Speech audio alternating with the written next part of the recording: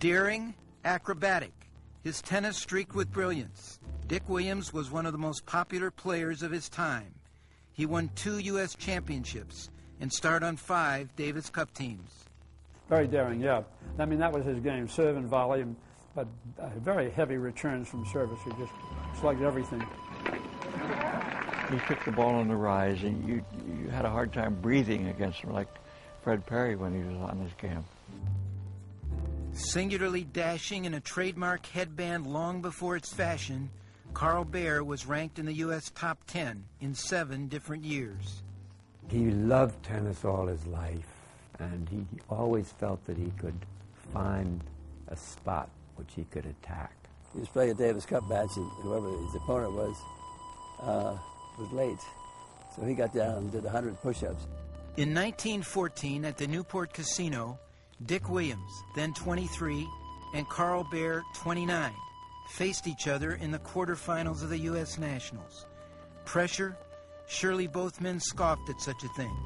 For 2 years earlier, they had shared another experience, as passengers traveling on a ship making its maiden voyage to America. The date was April 10, 1912. The ship was the Titanic. My grandfather had received a wire from my grandmother when he was in Berlin, saying that she was taking off on the Titanic, was basically following her. He was deeply in love. He was coming to look at boys' boarding schools and to go to, and I suppose, enroll at Harvard. He had gotten the measles when he was supposed to come earlier than that, and so they postponed it and then decided they would go on the Titanic, sort of at the last minute. 2 nights out, all thoughts of reading, writing, and romance were set aside as the giant liner drifted into an iceberg. Sheer horror ensued. In his memoirs, Williams wrote, "The ship seemed to give a slight lurch. I saw nothing but water, with just a mast sticking out of it. My father was not more than 12 to 15 feet from me. I yelled, 'Quick, jump!' He started towards me just as I saw one of the 4 great funnels come crashing down on top of him." Williams himself leaped to safety and stayed alive by clinging to a lifeboat. Surviving for 6 hours in the icy sea, Williams finally was rescued by the steamer Carpathia, but his legs felt useless, like thousands of needles going through them, he wrote.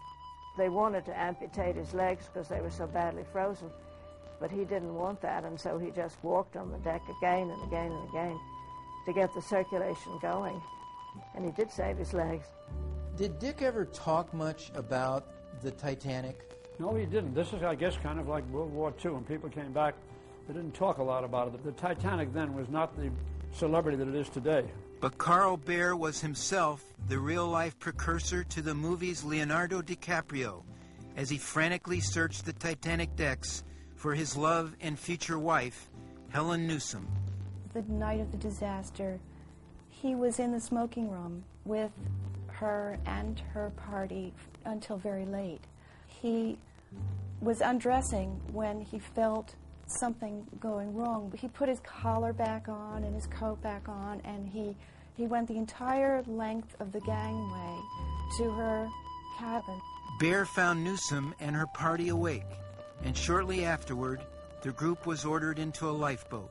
As my grandfather writes, no one in our group, however, was anxious to obey. The prospect of being lowered some 80 feet or more to the ocean in the dark was not alluring, and we all still felt that nothing so far warranted such a risk. To our minds, the idea of the Titanic sinking was preposterous. In their lifeboat, merely half an hour later, stark reality set in. And he continues, by now, for the first time, we were hearing noise and shouting from the Titanic, and in a few more minutes, we could see her going down slowly by the bow, still fully lighted. We heard with anguish the screams and moaning of those plunged into the icy water. Soon, the Carpathia, safety, and Behr's ultimate linkage with Dick Williams hove into view. In their memoirs, both men remembered this occasion when they finally met. Williams wrote, "My deep respect and very sincere gratitude to those brave men that kept the dynamos running. One of the people who was particularly nice to me on the Carpathia was Karl Behr. It was on the hallowed lawns here at the Newport Casino that Dick Williams made it all the way back to big-time tennis. Barely 4 months after he'd been rescued from the raging waters of the Atlantic, he reached the quarterfinals of the U.S. Nationals, now the U.S. Open. And 2 years later, on this same court, Williams actually won the tournament, beating along the way none other than Karl Behr. Can you imagine? Here's the Atlantic Ocean that very nearly claimed both of them, almost lapping up to the gates of the casino. And they must have thought when they walked out there, we're the two luckiest guys in the world. We're not even supposed to be here. Indeed, now they're here forever, a Titanic Alumni Association doubles team, both enshrined in the Tennis Hall of Fame, both accompanied by legendary tales on a ship which transcended both sport and cinema. In Newport, Rhode Island, Curry Kirkpatrick, ESPN.